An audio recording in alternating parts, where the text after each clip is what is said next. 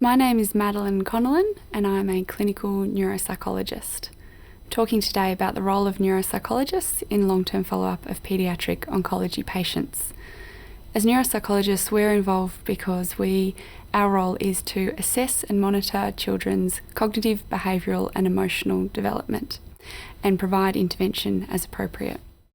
So the majority of our research findings which have indicated the need for neuropsychology follow-up of the paediatric oncology patients comes from research of those patients who've had treatment for a malignant brain tumour, particularly the medulloblastoma population. These patients are at greatest risk for cognitive changes following treatment, and there are a number of risk factors that have been identified, which we take into consideration when considering the risk of a child experiencing neurocognitive late effects. These include a younger age at diagnosis and treatment, the location, size and growth of the tumour, any surgery that was conducted, and if there was a need for cranial radiation. This poses a greater risk for cognitive changes in these patients, and we consider the dose and localisation of that cranial radiation when considering the risk posed to those children. The other risk factors also include primary deficits that may arise from the tumour growth itself, such as hydrocephalus or sensory or physical deficits that arise due to the tumour location.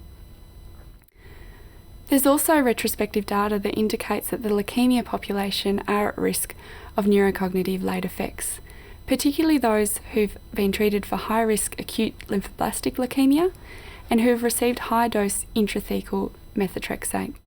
So other factors that pose a risk for neurocognitive late effects include the need for prolonged absences from education during treatment, the socioeconomic status and coping of the family, and mental health of the patients and their families.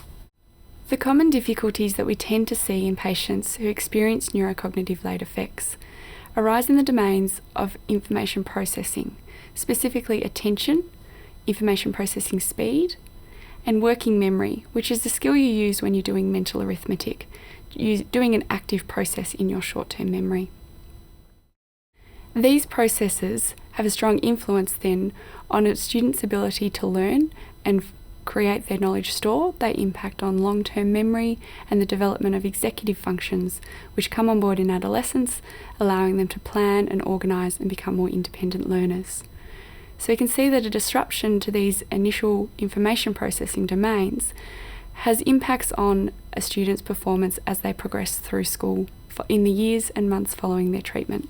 It's important to recognise that the neurocognitive late effects we see in this population do not indicate a loss of skills. Patients who've undergone treatment for cancer, particularly the medulloblastoma population, do not tend to see a regression in their skills or a loss of those skills that have already been established. Rather, it's a failure to make the age-appropriate cognitive developmental gains. And with time, as processing becomes more difficult and learning becomes more effortful, the gap between our oncology patients and their healthy peers widens. We see that the effective treatment impacts those cognitive abilities that are yet to come online, so to speak. So for example, a patient who is 8 years old at the time of diagnosis and treatment has already learnt to attend well in class, to read, spell and conduct basic arithmetic to a particular level. However, we may see that learning becomes more effortful for them following their treatment, and there's a disruption to the processing of more complex material as they enter adolescence. They find it more difficult to organise and plan. We see that disruption to those executive functions, and that's why we see these difficulties in the months and years later following treatment. It is important to remember that it is only a small proportion of paediatric oncology patients who will experience neurocognitive late effects. However, at this stage, we can't confidently predict who those patients will be. We have identified a number of risk factors which help us target our service to those that may require follow-up, but it does indicate the need for regular screening and consultation to ensure we do detect those patients who are experiencing those late effects and ensure they have appropriate follow-up. The role of clinical neuropsychology in the long-term follow-up program is to provide that service that assesses, monitors and provides intervention regarding cognitive and behavioural development. And this comes in two ways. The first is consultation and liaison as part of the multidisciplinary team. Neuropsychologists provide secondary consultation to families where the patient has previously identified cognitive difficulties.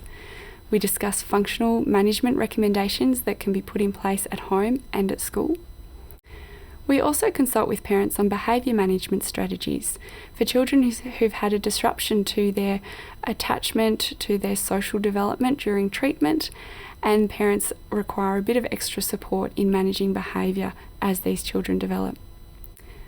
We provide psychosocial screening to our adolescent patients, providing them with a confidential session with a particular focus on mental health. We discuss with our patients and with their families how they are adjusting to the transition as they move beyond the hospital environment out into their community supports and what this means to them as a family. We discuss with families also how to discuss referrals with their GPs in order to access community mental health supports and outline the conversations that would be helpful for them to be having with their GPs, particularly around mental health care plans.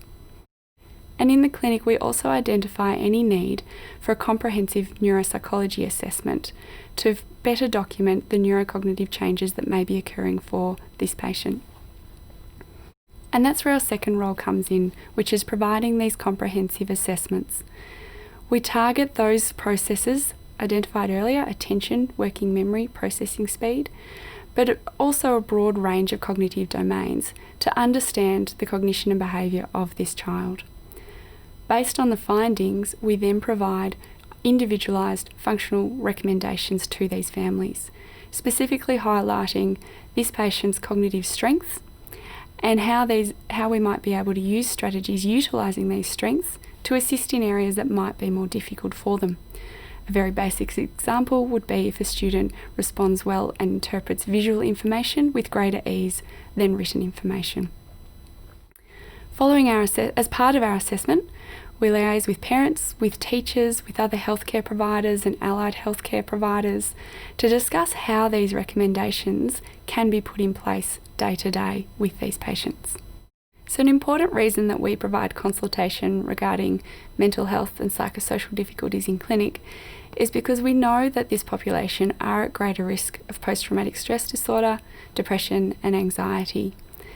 And we know that there's a need to follow up these patients over many years as children, adolescents and young adults develop a greater understanding of their cancer diagnosis and treatment and the impact it's had on them and their families.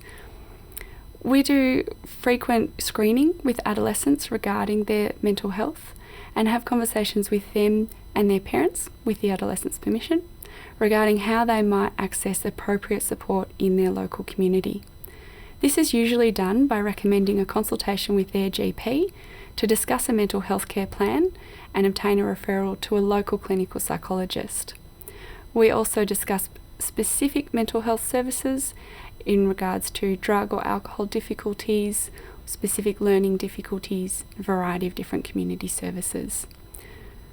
We also do a lot of work with families around the family coping and adjustment, particularly as the family transitions from being in hospital frequently through treatment to being off treatment, and then moving into our long-term follow-up program where they may be only then identifying the difficulties that are arising for their family and working out ways that they cope with what is their normal life following treatment and the impact it's had on their family.